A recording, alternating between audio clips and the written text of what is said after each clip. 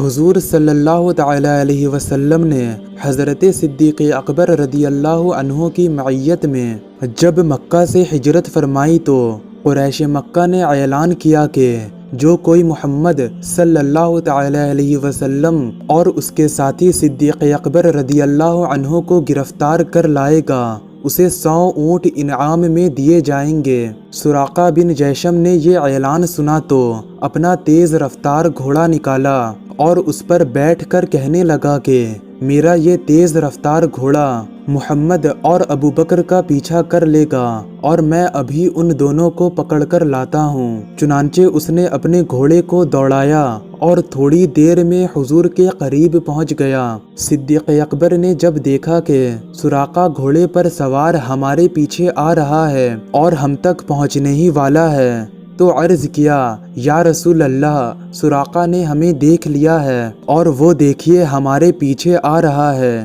حضور نے فرمایا اے صدیق، کوئی فکر نہ کرو، اللہ ہمارے ساتھ ہے۔ اتنے میں سراقہ بالکل قریب پہنچ گیا۔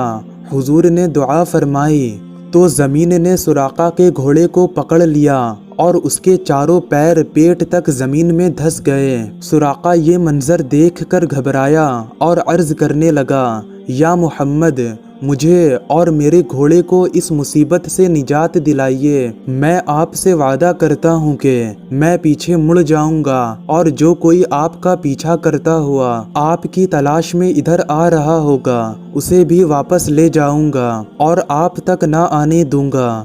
چنانچہ حضور کے حکم سے زمین نے اسے چھوڑ دیا۔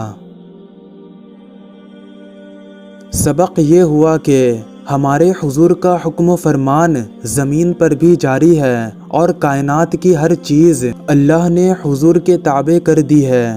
پھر جس شخص کی اپنی بیوی بھی اس کے تابع نہ ہو وہ اگر حضور کی مثل بننے لگے تو وہ کس قدر احمق و بیوقوف ہے۔